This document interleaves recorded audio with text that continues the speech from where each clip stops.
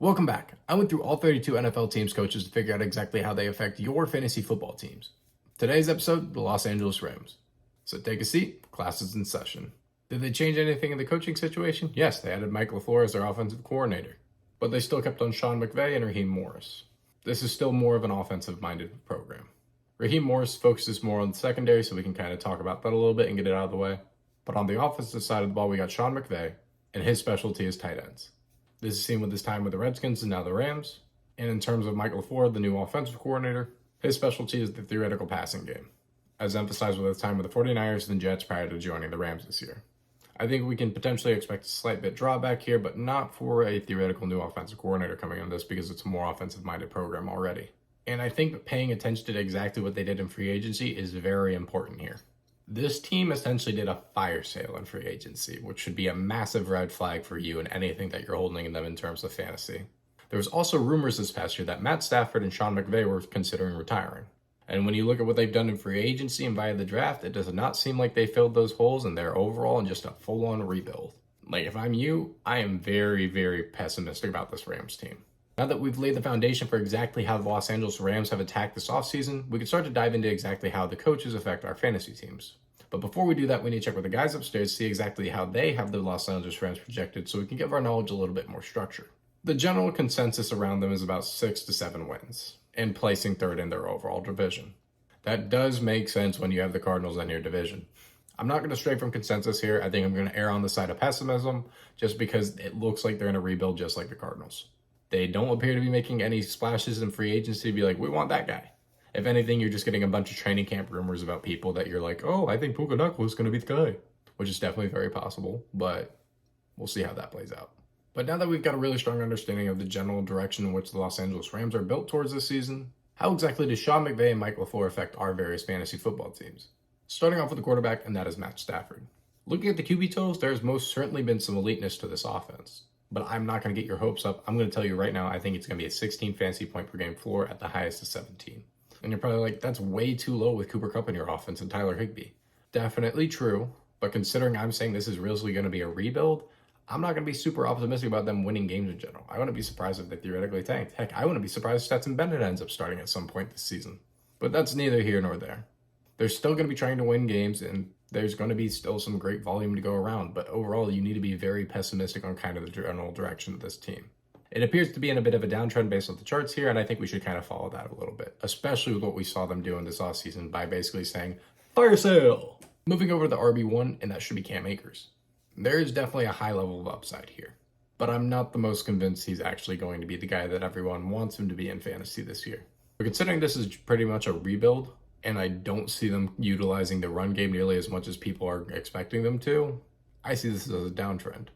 I think a 12 to 13 fantasy point per game floor makes a lot more sense kind of in an optimistic scenario.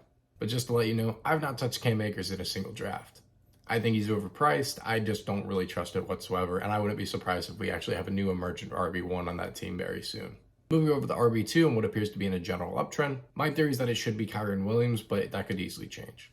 I thought we were going to see higher levels of utilization out of him at the back end of last season, and we didn't see too great of efficiency. But come on, what do you expect out of a team that was not meeting expectations? To really be utilizing themselves at 100%? They're giving volume to guys to potentially try to trade this offseason or see if they're even worth keeping on the roster. I think an 8 fantasy point per game average here makes a lot of sense. Moving over to the wide receiver 1, and that has been Cooper Kupp. And we're going to expect that same level of eliteness out of him. But I do think we're going to see a bit of an overall drawback to his essential efficiency. I think realistically going from a 17 to 18 fantasy points per game makes a lot more sense for him. Could he easily blow this out of the water? 100%. But considering we're in a rebuild and I don't really expect them to be performing to this level that everyone's expecting them to, I want to go with a drawback.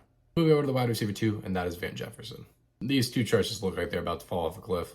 I'm not going to even go beat around the bush too much. I think a 10 to 11 fantasy point per game projection here makes a lot of sense, and I wouldn't be buying too much of Van Jefferson. Moving over to the wide receiver 3, and that is Ben Skowronek, but I think that could easily change depending upon who comes into that role. Keep an eye out for Xavier Smith. I think a 7 to 8 fantasy point per game average makes a lot of sense for whoever really ends up here. And I think by the time we get to the end of the season, we're going to see a lot of young receivers getting a lot of reps because they want to see exactly who's really worth keeping. Moving over to the tight end 1, and probably the place that has the most value, Tyler Higbee.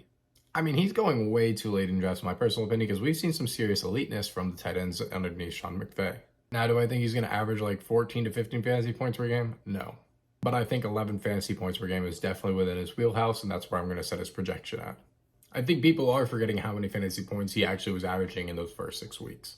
I mean, if there was a guy really spiking in value last year, it was Tyler Higbee. He's got multiple 20 fantasy point games last year, and a lot of which that were over 15 when he actually played. Even that game against Denver in week 16, he had 37 fantasy points. That's ridiculous. Do I think we're going to see that level of volume out of him? No. But do I think he should be going a lot higher in drafts? Yes.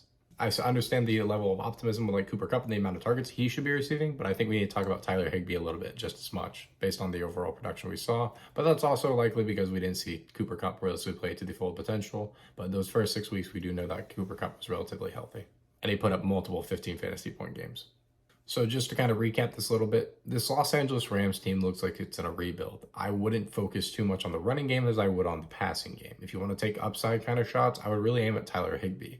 I think Cooper Kupp's kind of safe with his overall floor, but he's not somebody I'm super high on. Matt Stafford's a guy I have not drafted in a single draft yet, and it's not somebody I plan to draft in a single draft. Could the Rams come out and surprise us all? 100%. But based on the fire sale that we've seen and the theoretical regression that we're starting to see, it's not a team I'm going to recommend you or I really take a lot of chances on. And as I emphasized in the last guy in this, I really would only be taking a shot on Tyler Higbee.